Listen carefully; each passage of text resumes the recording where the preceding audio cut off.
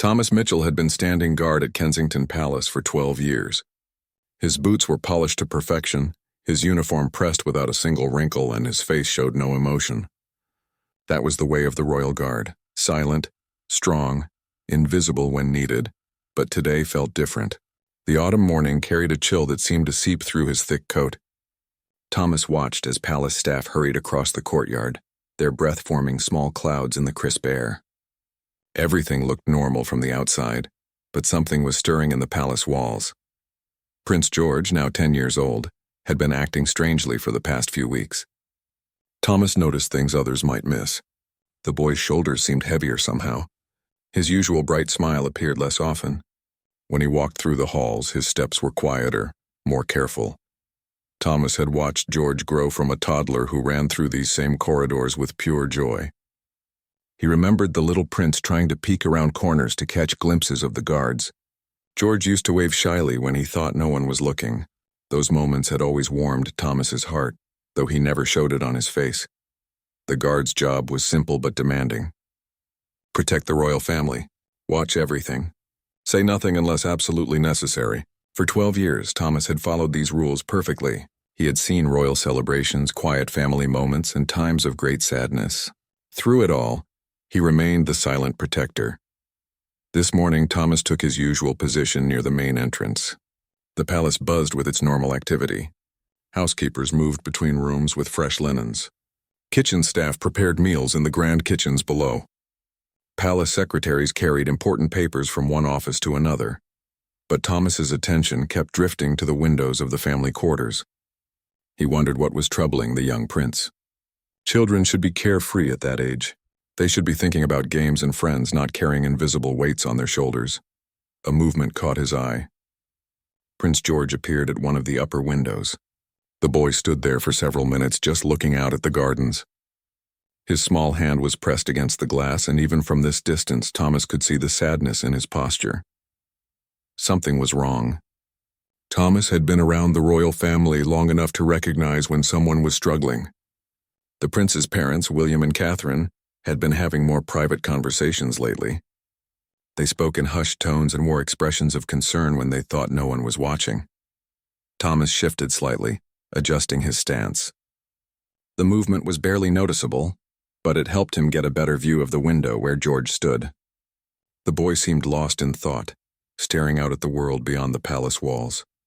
The guard had seen many things during his years of service. He had watched royal children grow up, face challenges, and learn to carry the weight of their positions. But something about George's current struggle felt different. It felt more personal, more painful. As the morning progressed, Thomas noticed other signs.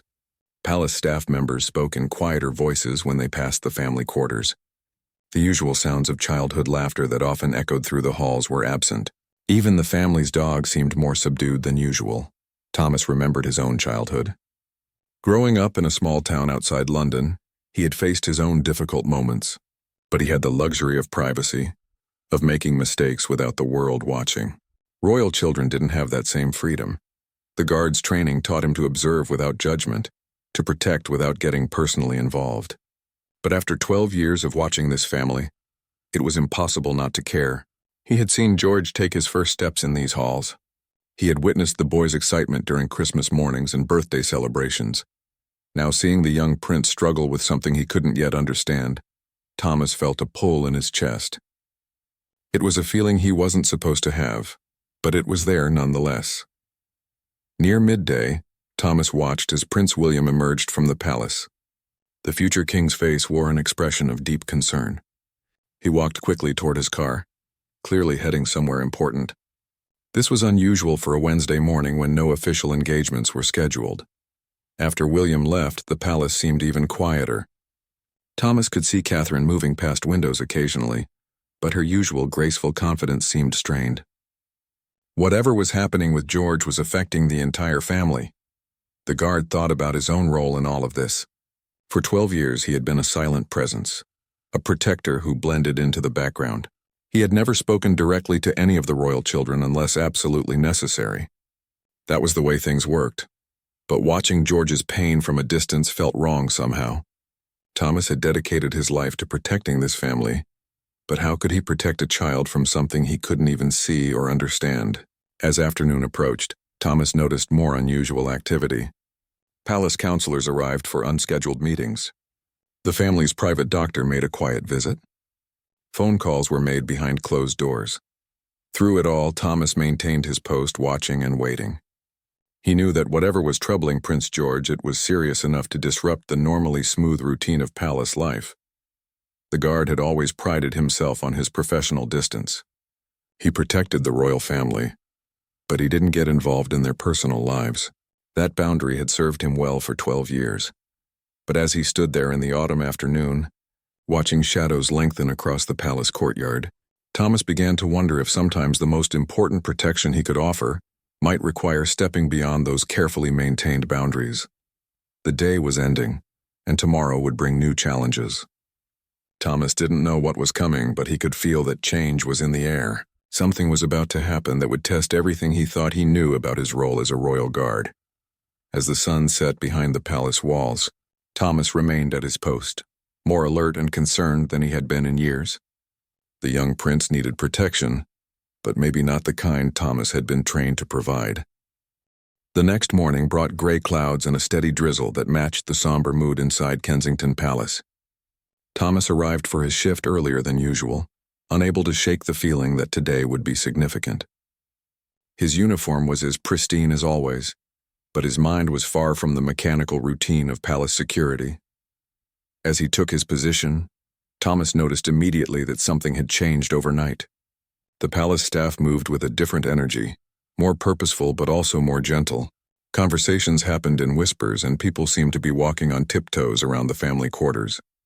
Prince George appeared at breakfast time, but only briefly. Thomas caught a glimpse of him through the dining room windows. The boy sat at the large table, but his plate remained mostly untouched. Catherine sat beside him, her hand resting gently on his shoulder. They spoke quietly, but Thomas could see the tension in both their faces. Thomas had learned to read the subtle signs of palace life over his years of service. The way staff members glanced at each other told stories. The speed at which people moved revealed urgency or calm. Today, everything pointed to a family in crisis. Dr. Sarah Henderson, the family's trusted physician, arrived just after 9 o'clock. She carried her medical bag, but more importantly, she carried herself with the careful dignity of someone dealing with sensitive matters. Thomas had seen her many times over the years, usually for routine checkups or minor childhood injuries. This visit felt different. The doctor spent nearly 2 hours with the family. During that time, Thomas noticed that no other appointments were kept. Phone calls were redirected. The usual stream of palace business slowed to a trickle. Whatever was happening with Prince George had become the priority for everyone. Around 11 o'clock, Thomas observed something that made his chest tighten. Through a ground floor window, he could see Prince George sitting in what appeared to be the family's private study.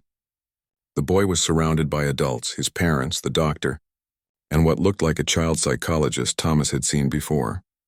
George sat very still in his chair, smaller than usual despite being tall for his age. His hands were folded in his lap and his head was slightly bowed. The adults around him spoke with gentle expressions, but the young prince barely responded. Thomas had to force himself to look away. This was clearly a private family moment, the kind he was trained to protect rather than observe. But the image of the struggling child stayed with him as he continued his duties. The afternoon brought an unexpected development. Thomas was approached by his supervisor, Captain Reynolds, a stern man who had been with the Royal Guard for over 20 years. Reynolds rarely spoke to individual guards unless there was a problem or a special assignment. "Mitchell," Reynolds said quietly, "I need to speak with you privately." They walked to a small office away from the main palace areas. Reynolds closed the door and sat down heavily in his chair. For a moment, the older man simply studied Thomas with tired eyes.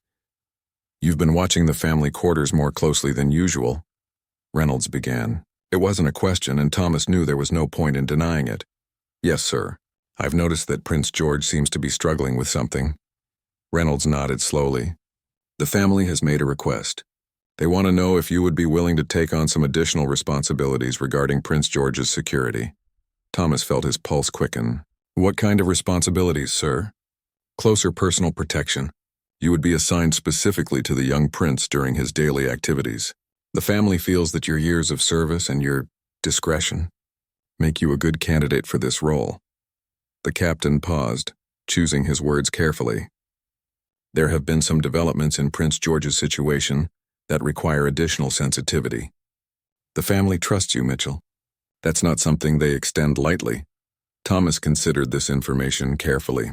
Closer personal protection would mean more interaction with the royal family, more knowledge of their private struggles, and more responsibility for the emotional well-being of a child who was clearly in pain. May I ask what kind of developments, sir? Reynolds was quiet for a long moment. Then he spoke with unusual gentleness. Prince George has been dealing with some significant anxiety. The pressures of his position, combined with some recent events, have been overwhelming for him. The family is working with specialists to help him, but they also want to ensure his physical and emotional security during this time. The captain leaned forward slightly. This isn't just about standing guard anymore, Mitchell. This is about being a steady presence for a child who needs to know that someone is watching out for him in a way that feels safe rather than suffocating. Thomas thought about the image of George sitting so still and small in that chair, surrounded by adults trying to help him. The boy needed protection, but not the kind that felt like another weight on his shoulders. I would be honored to accept this assignment, sir. Reynolds smiled for the first time in the conversation. I thought you might say that.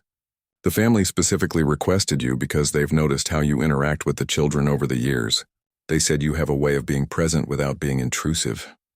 As Thomas left the meeting, his mind raced with the implications of this new role.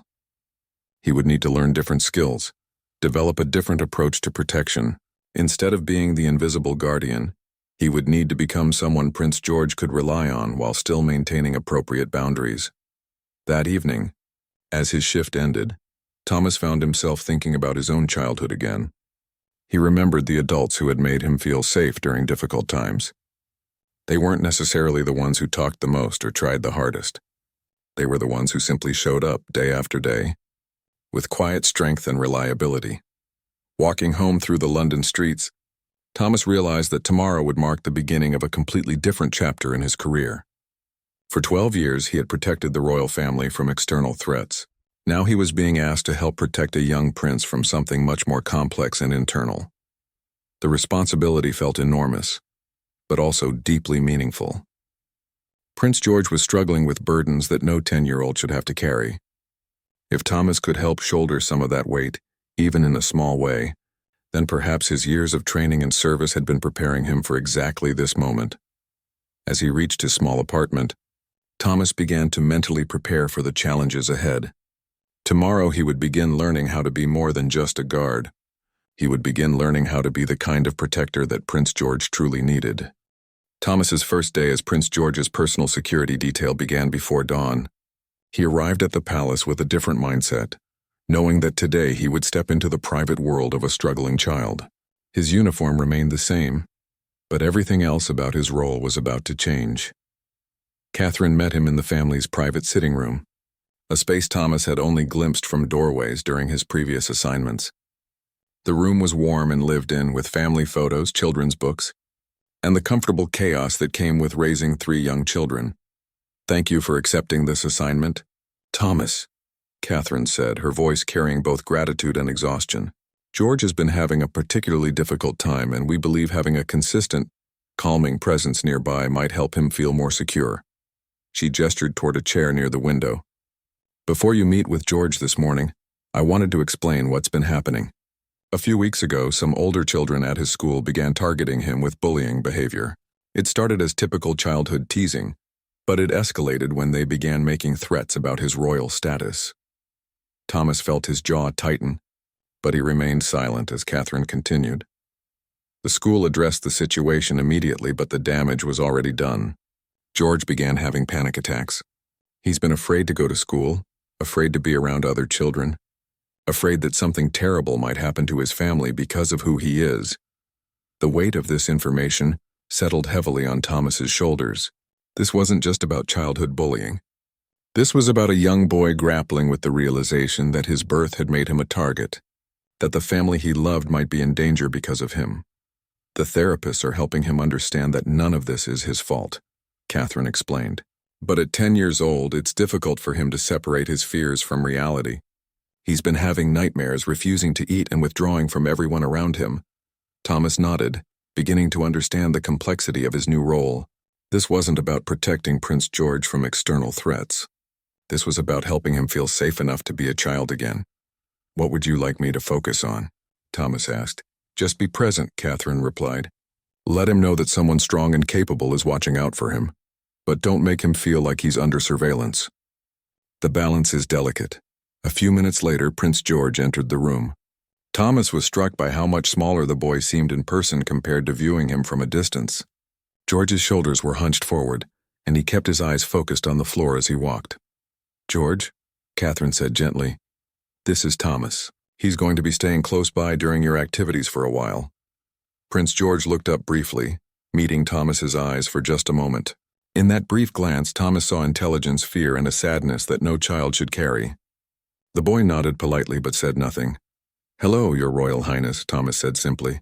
"I'm here to help make sure you feel safe." For the rest of the morning, Thomas shadowed Prince George at a careful distance. The boy's routine was quiet and subdued.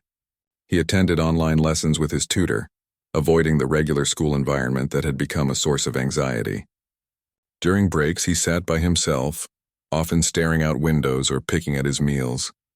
Thomas positioned himself where George could see him if he chose to look, but not so close that the boy felt overwhelmed by his presence. It was a delicate balance requiring constant awareness of the child's emotional state. During the afternoon tutoring session, something small but significant happened. Prince George was struggling with a mathematics problem, his frustration evident in the way his pencil moved hesitantly across the paper. His tutor, Mrs. Williams, was patient but clearly concerned about the boy's lack of concentration. Thomas noticed that George kept glancing toward the window, as if expecting something threatening to appear. The child's anxiety was interfering with his ability to focus on even simple tasks. Without thinking, Thomas moved slightly closer to the window, positioning himself where his presence would block George's view of the outside. It was a small adjustment, but Thomas hoped it might help the boy feel more protected. The effect was almost immediate. Prince George's shoulders relaxed slightly, and he was able to return his attention to the math problem. When he successfully solved it a few minutes later, he glanced up at Thomas with what might have been the beginning of a smile. Mrs. Williams noticed the change as well. She caught Thomas's eye and nodded slightly, acknowledging the positive impact his presence was having. As the afternoon progressed, Thomas began to understand the rhythm of Prince George's anxiety. The boy would have good moments where he seemed almost like a normal 10-year-old, followed by periods where fear would creep back in. During these difficult moments, George would scan his surroundings nervously, checking exits and looking for potential threats that existed only in his worried mind. Thomas learned to anticipate these anxious periods and adjust his position accordingly. Sometimes he moved closer. Sometimes he made sure George could see his face clearly. It was all about reading the child's nonverbal cues and responding with quiet reassurance. The breakthrough moment came during the late afternoon. Prince George was in the palace library, supposedly reading but actually just turning pages without focusing on the words. Thomas was positioned near the entrance where he could watch both the boy and anyone who might approach. Suddenly, a palace staff member dropped a heavy book in another part of the library. The sound echoed through the room like a gunshot. Prince George immediately jumped up from his chair, his face pale with panic. His breathing became rapid and shallow, and his hands began to shake. Thomas didn't hesitate. He moved quickly but calmly to George's side, kneeling down so they were at eye level.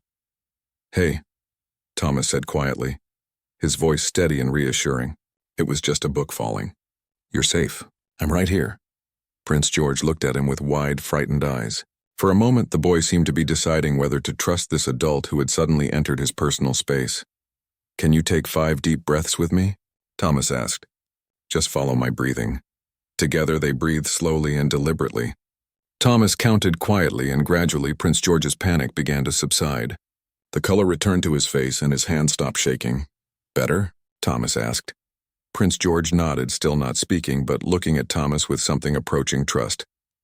"I'll be right over there," Thomas said, pointing to his previous position. "If you need anything, just look my way." As Thomas returned to his post, he felt something shift in the relationship between himself and the young prince. For the first time since this assignment began, he felt like he was truly helping rather than just observing. The rest of the afternoon passed peacefully.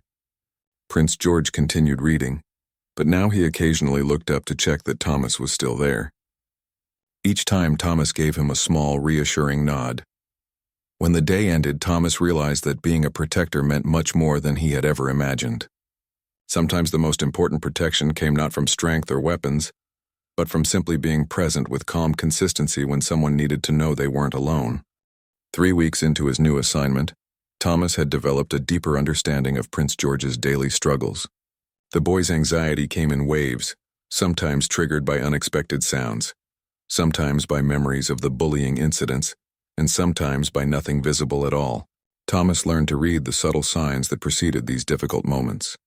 This particular morning started differently. Prince George came down to breakfast with slightly more energy than usual. He even managed to eat half of his toast, which was more than he had managed most mornings recently. Thomas took this as a positive sign, but he remained watchful.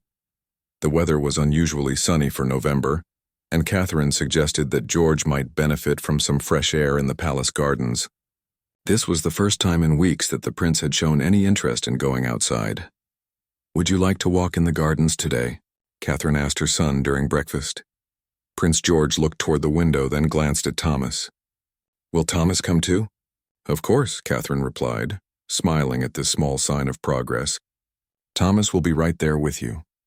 The gardens at Kensington Palace were extensive and beautiful, even in late autumn. Thomas had walked these paths many times during his years of service, but always as a distant guardian. Today he would be walking alongside a child who was slowly learning to trust again. Prince George started the walk, staying very close to Thomas, almost within arm's reach. He seemed nervous about the open spaces and the many places where someone could potentially hide. Thomas understood this fear and adjusted his position to make sure George felt protected from all angles. As they walked along the main path, they encountered several palace gardeners working among the flower beds. Each time they approached other people, Thomas could feel George tense up beside him. The boy's steps would slow, and his breathing would become more careful. "The gardeners have been working here for many years," Thomas said quietly. "They're good people who take care of these beautiful gardens. Mrs. Henderson over there has been growing these roses for 15 years. This simple information seemed to help Prince George relax slightly. Knowing who people were and why they were there gave him a sense of control over his environment. They had been walking for about 20 minutes when they came across something unexpected. Near a secluded bench in a quieter part of the gardens, they found a small tabby cat that was clearly distressed. The cat was thin and appeared to be injured, favoring one of its front paws. Prince George stopped immediately when he saw the animal. For the first time in weeks, his attention was completely focused on something other than his own fears. "It's hurt," George said, speaking more clearly than Thomas had heard him speak since the assignment began. Thomas knelt down to examine the cat from a safe distance. The animal was indeed injured and appeared to have been lost or abandoned for some time. "What should we do?" Prince George asked, looking up at Thomas with genuine concern. This was a moment Thomas recognized as significant. For the first time in weeks, Prince George was focused on helping someone else rather than protecting himself from perceived threats. Thomas knew this could be an important step in the boy's healing process. "Well," Thomas said thoughtfully, "we should probably get help for this little fellow. Do you think we should call the palace veterinarian?" Prince George nodded eagerly. "Can we stay with him until help comes? I don't want him to be scared and alone." Thomas felt something shift in his chest. This 10-year-old boy who had been consumed by his own fears and anxieties was now worried about a small cat being scared and alone. The empathy and compassion that had been buried under layers of trauma were beginning to surface. "Of course we can stay," Thomas replied. "You sit on the bench and I'll call for help." While Thomas made the necessary phone calls, Prince George sat quietly on the bench, talking softly to the injured cat.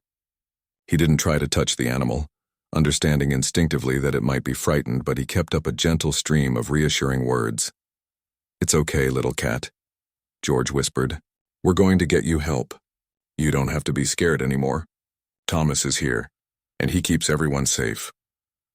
Hearing those words, Thomas felt a profound realization. In trying to help Prince George feel safe, he had given the boy something to believe in. Now George was extending that same sense of safety to a small, helpless creature. Dr. Patricia Mills, the palace veterinarian, arrived within 15 minutes. She was a kind woman in her 50s who had treated the royal family's pets for many years. As she examined the cat, Prince George watched intently, asking quiet questions about the animal's condition. "He's been on his own for a while," Dr. Mills explained. "He's malnourished and has a sprained paw, but nothing that won't heal with proper care. The question is what to do with him." "Can he stay here?" Prince George asked immediately. "I mean, at the palace? I could take care of him." Thomas watched as Prince George's parents, who had joined them after hearing about the situation, exchanged meaningful glances. This was the first time in weeks that their son had shown interest in anything beyond his immediate safety. "Taking care of a pet is a big responsibility," William said gently. "Are you sure you're ready for that?" Prince George looked at the cat, then at Thomas, then back at his father. "Thomas taught me that sometimes taking care of someone else helps you feel stronger.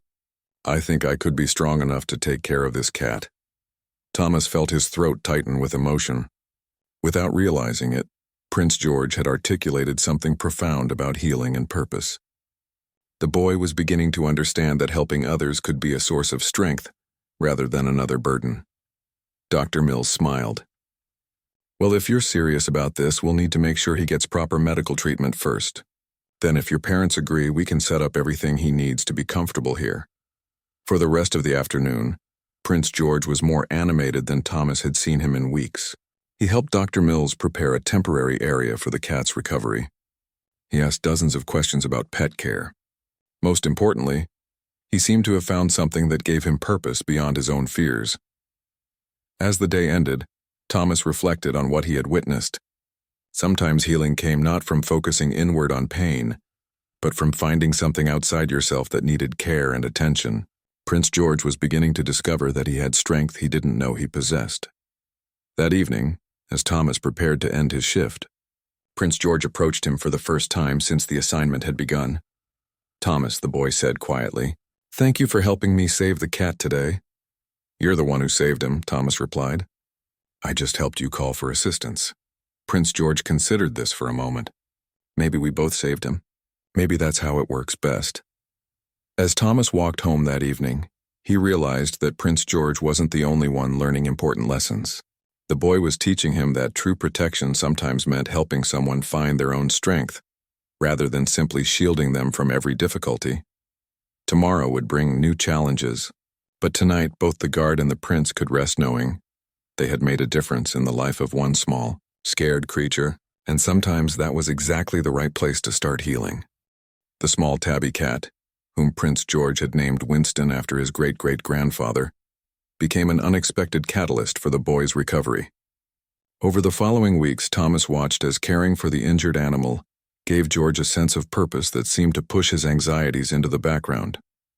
Every morning, Prince George's first activity was checking on Winston in the small recovery room that had been set up in the family quarters. The cat was healing well under Dr. Mills's care, and George had proven to be a dedicated and gentle caretaker. Thomas observed something remarkable happening. When Prince George focused on Winston's needs, his own fears seemed less overwhelming. The boy who had been afraid to leave his room was now eagerly rushing to feed his cat each morning. The child who had been too anxious to concentrate on his studies was now researching everything he could about proper pet care. This particular morning, however, brought an unexpected challenge. Prince William approached Thomas privately before the day began. "We've received some news that George needs to hear," William said, his expression serious. "The bullying incident at his school has been resolved in a way that requires him to make a decision." Thomas waited for more information, sensing that this conversation would be important for Prince George's continued healing. "The boys who were bullying George have been disciplined by the school, and their parents have insisted that they apologize personally. The school counselor believes it might be helpful for George to hear these apologies, but only if he feels ready for that kind of interaction." William paused, looking out toward the gardens where George often walked with Winston. "We want to give him the choice, but we also want to make sure he has all the support he needs if he decides to face this." Thomas understood the complexity of the situation. Facing his bullies could be an important step in Prince George's healing, but it could also be re-traumatizing if not handled carefully. "What does Prince George know about this opportunity?" Thomas asked. "We're going to tell him this morning. We wanted you to be aware because your presence seems to give him confidence when he's dealing with difficult situations." An hour later, Thomas was positioned nearby as Prince George's parents explained the situation. The boy listened carefully, his hand absently stroking Winston, who had been allowed to join the family meeting. "I don't have to do it if I don't want to," George asked quietly. "Absolutely not," Catherine assured him. "This is completely your choice. No one will be disappointed if you decide you're not ready."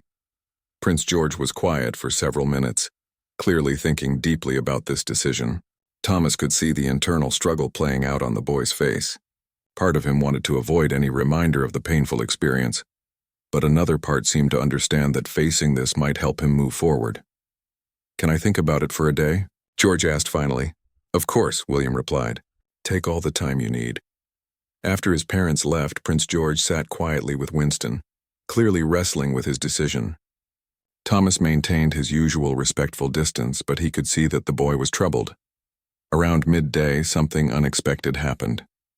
Prince George approached Thomas directly, something he had rarely done since they had been working together. "Thomas," the boy said hesitantly, "can I ask you something?" "Of course, Your Royal Highness." "Have you ever had to do something that scared you but that you knew was important?" Thomas considered the question carefully. This felt like a moment where his answer could have a significant impact on Prince George's decision-making process. "Yes," Thomas replied honestly, "many times. Being brave doesn't mean you're not scared. It means you do what's right even when you are scared." Prince George nodded thoughtfully. "When you were scared but did the important thing anyway, how did you know it was the right choice?" "Well," Thomas said, kneeling down so they were at eye level, "I asked myself whether doing the brave thing would help make me stronger, or help someone else, or help make a bad situation better. If the answer was yes to any of those questions, then I knew it was worth facing the fear." The boy considered this advice seriously. "Do you think hearing those boys apologize would make me stronger?" "What do you think?" Thomas asked, turning the question back to George. "Maybe," George said slowly. "I think maybe it would help me understand that they're just regular kids who made bad choices, not scary monsters who want to hurt me." Thomas felt a surge of admiration for this young boy's wisdom. Despite his fears and trauma, Prince George was capable of remarkable insight about human nature and personal growth. "That sounds like very mature thinking," Thomas said. That afternoon, Prince George made his decision. He told his parents that he wanted to hear the apologies, but only if Thomas could be there with him. The arrangement was made for the following day. The meeting took place in a neutral setting at the school, with the headmaster, school counselor, and parents of all the children involved present. Thomas positioned himself where Prince George could see him clearly, but where he wouldn't be a distraction from the important conversation. The three boys who had bullied Prince George looked nervous and genuinely sorry as they read their prepared apologies. They explained that they had been jealous of George's status and had said cruel things without thinking about how much they would hurt him. They promised never to behave that way again. Thomas watched Prince George carefully throughout the meeting. The boy sat straight in his chair, Winston in his lap for comfort, listening intently to each apology. When it was his turn to respond, George surprised everyone with his maturity. "I accept your apologies," Prince George said clearly. "What you did really hurt me and made me scared for a long time. But I understand that people can make mistakes and learn from them. I hope we can all be kinder to each other in the future." After the meeting, Thomas walked with Prince George back to the car. The boy was quiet, but it was a different kind of quiet than the withdrawn silence that had characterized the previous weeks. "How do you feel?" Thomas asked gently. "Tired," George replied honestly, "but also lighter somehow, like I was carrying something heavy and now I can put it down." That evening, as Thomas prepared to finish his shift, Prince George approached him one more time. "Thomas, I wanted to thank you for being there today. Knowing you were watching out for me made me feel brave enough to listen to those apologies." "You were already brave," Thomas replied. "I just reminded you that you were safe." Prince George smiled, the first genuine full smile Thomas had seen from him since the assignment began. Winston helped too, It's easier to be brave when you're taking care of someone else. As Thomas drove home that night, he reflected on the remarkable transformation he had witnessed. Prince George had learned that he possessed courage he didn't know he had. More importantly, he had learned that healing often came from helping others, from choosing compassion over fear, and from facing difficult truths with support from people who cared about him. The boy was still young and would face many more challenges, but he now had tools for dealing with fear and adversity. He had learned that being brave didn't mean never being scared, but rather doing what was right despite being scared. Thomas realized that his own understanding of protection had evolved significantly. Sometimes the best way to keep someone safe was to help them discover their own strength and courage. Prince George no longer needed a guard to shield him from the world. He needed a witness to his own growing bravery. 2 months after the apology meeting, Prince George had transformed into a child Thomas barely recognized. The anxious, withdrawn boy had been replaced by someone who still carried the weight of his royal responsibilities, but no longer seemed crushed by them. Winston, now fully recovered and sporting a bright red collar, had become George's constant companion and source of confidence. Thomas noticed that his role had gradually shifted over these weeks. Instead of being a protective barrier between Prince George and the world, he had become more of a supportive presence, available when needed but no longer essential for the boy's daily functioning. This evolution became clear during a regular Tuesday morning. Prince George was scheduled to attend a small charity event at a local children's hospital, his first public appearance since the bullying incident. Thomas had expected the boy to be nervous, perhaps requiring extra reassurance and support. Instead, Prince George approached the day with calm determination. He spent extra time that morning grooming Winston, explaining to the cat that they would be visiting sick children who might enjoy meeting a friendly animal. Some of the children might be scared or sad, George told Winston seriously, but I think seeing you might make them smile. We can help them feel a little bit better. Thomas watched this interaction with growing amazement. The boy who had once been overwhelmed by his own fears was now focused on comforting others. The transformation was remarkable, but it also made Thomas realize something important about his own future. The drive to the hospital gave Thomas time to observe Prince George more closely. The boy sat calmly in the car, occasionally speaking softly to Winston but showing none of the signs of anxiety that had characterized his behavior just a few months earlier. Are you nervous about meeting the children? Thomas asked gently. A little, George replied honestly, but I'm more excited than nervous. I've been reading about some of the illnesses these children have, and I think Winston and I might be able to help them forget about being sick for a little while.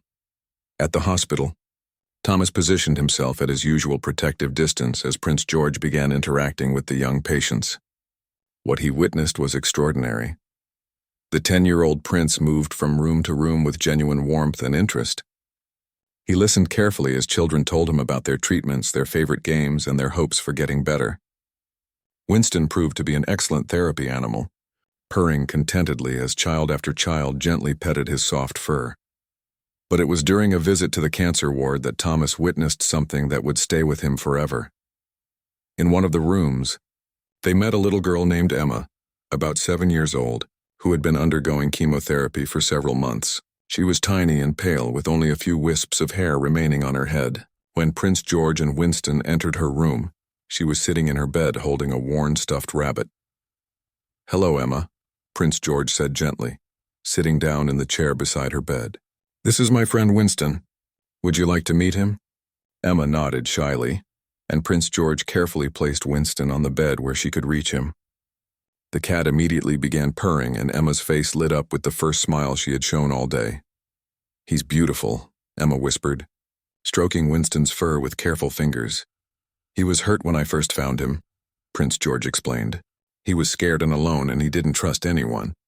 But with love and patience, he got better. Now he's one of the bravest cats I know. Emma looked up at Prince George with wide eyes. Do you think I can be brave like Winston? Without hesitation, Prince George reached over and gently took Emma's small hand in his. I think you're already one of the bravest people I've ever met. You've been fighting to get better every single day. That takes more courage than most people have. Thomas felt tears sting his eyes as he watched this interaction. Prince George wasn't just visiting a sick child. He was offering genuine comfort and understanding to someone who was facing fears far greater than anything he had experienced. "Sometimes I get scared about the treatments," Emma confided. "They hurt sometimes, and I miss playing outside with my friends." "I understand being scared," Prince George replied. "I was very scared for a while too. But I learned that being scared doesn't mean you're not brave. Sometimes the bravest thing you can do is keep going even when you're frightened." Emma nodded seriously, as if this wisdom from someone just 3 years older than herself made perfect sense. Prince George spent nearly 20 minutes with Emma, far longer than scheduled for any individual patient. He told her about Winston's recovery, about the importance of having hope during difficult times, and about how she was helping other children by being so brave during her own treatment. When it was time to leave Emma's room, the little girl hugged Winston gently and then looked up at Prince George. "Thank you for visiting me," she said, "and thank you for telling me that scared people can still be brave. I'll remember that." As they left the hospital, Thomas found himself walking beside a completely different child than the one he had been assigned to protect just a few months earlier. Prince George carried himself with quiet confidence, clearly energized by the experience of helping others rather than drained by social interaction. "That was amazing," George said to Thomas as they got back into the car. "Did you see how happy Winston made those children? And they taught me so much about real courage." Thomas realized that this was the moment he had been unconsciously preparing for since the beginning of his assignment. Prince George no longer needed protection from the world. Instead, he was ready to engage with it, to offer his own unique gifts of empathy and understanding to others who were struggling. That evening, as Thomas completed his daily report, he found himself facing a difficult decision. Prince George had clearly recovered from his trauma and developed new strengths in the process. The boy's parents had begun discussing a gradual return to normal security arrangements, which would mean the end of Thomas's special assignment. But more than that, Thomas realized that continuing in his role might actually prevent Prince George from fully embracing his independence and confidence. The boy needed to know that he could navigate the world without requiring constant protection. As Thomas drove home that night, he thought about Emma's words to Prince George. "Thank you for telling me that scared people can still be brave." The little girl had unknowingly described the most important lesson of the past few months. Prince George had learned that courage wasn't the absence of fear, but the ability to do what was right despite being afraid. He had discovered that helping others was a source of strength rather than an additional burden. Most importantly, he had found that he possessed reserves of wisdom and compassion that would serve him well throughout his future royal duties. Thomas realized that his most important job as Prince George's protector was now coming to an end. He had helped a frightened child discover his own courage. Soon it would be time to step back and let that courage flourish independently. But first, he needed to have one final conversation with the remarkable young prince who had taught him as much about bravery as he had learned himself. The conversation Thomas had been contemplating came sooner than expected. 3 days after the hospital visit, Captain Reynolds requested a meeting to discuss the future of Thomas's assignment with Prince George. The meeting was scheduled for early morning before the prince's daily routine began. "The family is extremely pleased with Prince George's progress," Reynolds began. "His therapist reports that he's exceeded all expectations for recovery. The anxiety episodes have become rare, he's sleeping through the night, and he's eager to return to regular activities." Thomas nodded, having observed all of these positive changes himself. "Which brings us to a crossroads," Reynolds continued. "The family feels that Prince George is ready to transition back to standard security arrangements. Your assignment has been successful beyond what anyone hoped for." The captain paused, studying Thomas's expression. "However, they've also made an unusual request. They would like you to make the decision about when and how to end this assignment. They trust your judgment about Prince George's readiness for independence." Thomas felt the weight of this responsibility. He had spent months learning to read Prince George's emotional needs, and now he was being asked to determine when those needs had been met. "They want me to decide?" Thomas asked. "They believe you understand better than anyone what Prince George needs right now. The family will support whatever timeline you think is appropriate." That afternoon, Thomas found himself in an unexpected situation. Prince George approached him during a quiet moment in the palace library, where the boy was reading while Winston napped nearby. "Thomas," George said, looking up from his book, Can I ask you something important? Of course. Do you think I'm getting better? I mean really better? The directness of the question surprised Thomas. He had noticed that Prince George had become more introspective lately, more aware of his own emotional growth. What do you think? Thomas asked, using a technique that had worked well throughout their time together. Prince George considered the question seriously. I think I'm getting better. I don't feel scared all the time anymore. When I get worried about something, I can usually figure out how to handle it instead of just panicking. He paused, stroking Winston's fur thoughtfully. But I also think I'm different now than I was before everything happened. Not worse, just different. How are you different? Thomas asked. I understand more about how other people feel when they're scared or hurt. Before I knew those feelings existed, but I didn't really understand them. Now I do, and I think that makes me better at helping people. Thomas was struck by the maturity of this observation. Prince George had not simply recovered from his trauma. He had grown because of it. Do you feel like you still need someone watching out for you all the time? Thomas asked gently. Prince George was quiet for a long moment. I like knowing you're there, he said finally. But I don't think I need you to be there anymore. Does that make sense? It makes perfect sense, Thomas replied. I was thinking, George continued, maybe it would be good for me to try doing some things on my own again, to see if I can be brave without having someone there to remind me that I'm safe. That evening, Thomas requested a private meeting with Prince William and Catherine. They met in the same sitting room where Thomas had first learned about George's struggles, but the atmosphere was completely different now. Prince George and I had an interesting conversation today, Thomas began. I believe he's ready to transition back to standard security arrangements. William and Catherine exchanged glances, both looking pleased, but also slightly concerned. Are you certain? Catherine asked. We don't want to rush this transition if there's any chance it could cause a setback. I'm certain, Thomas replied. But I think the transition should happen in a way that honors what Prince George has learned about himself and his own capabilities. What do you have in mind? William asked. Thomas had been thinking about this moment for weeks. I believe Prince George would benefit from a formal recognition of his growth and maturity. Not a public ceremony, but something private that acknowledges how much he's accomplished. He paused, choosing his words carefully. The prince has learned that he's capable of remarkable courage and compassion. I think he needs to hear that from the people he loves most, and he needs to know that you trust him to use those qualities independently. Catherine smiled, understanding immediately what Thomas was suggesting, a private ceremony recognizing his transition to a new level of independence. Exactly, Thomas said. He's earned the right to be proud of his growth. The ceremony took place 3 days later in the palace gardens, near the bench where Prince George had first found Winston. It was a small gathering, the immediate family, Thomas, Dr. Mills, who had helped with Winston's recovery, and Mrs. Williams, George's tutor. William spoke first, addressing his son with formal but warm words about courage, growth, and the responsibilities that came with increasing independence. Catherine followed, speaking about the pride she felt watching George develop empathy and strength. Then it was Thomas's turn.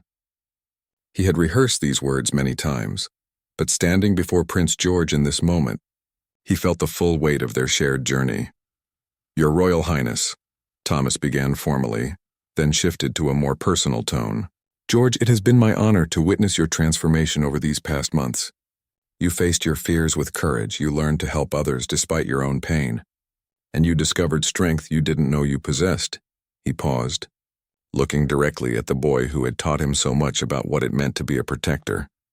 You no longer need someone to make you feel safe, because you have learned to create safety for yourself and for others.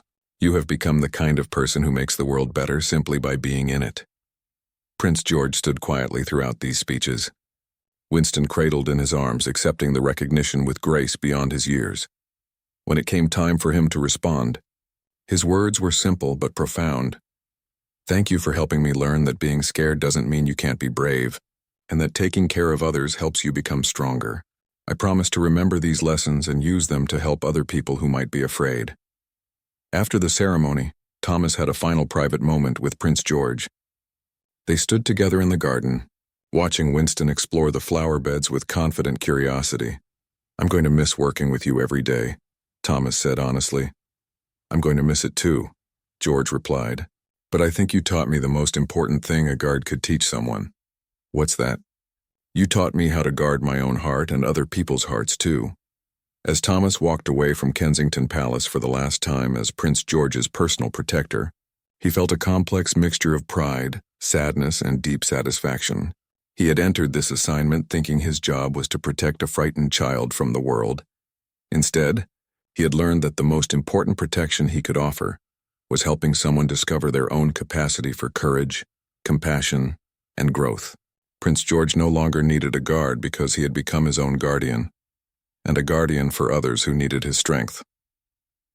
Thomas returned to regular palace security duties, but his understanding of what it meant to serve and protect had been forever changed by a 10-year-old boy who taught him that true strength comes not from shielding others from every difficulty, but from helping them discover they have the power to face whatever comes with grace and courage. Years later, when Thomas watched Prince George speak at charity events or comfort others during difficult times, he would remember this lesson and feel proud to have played a small part in helping a future king understand that the greatest power comes from lifting others up, especially when you've learned to lift yourself.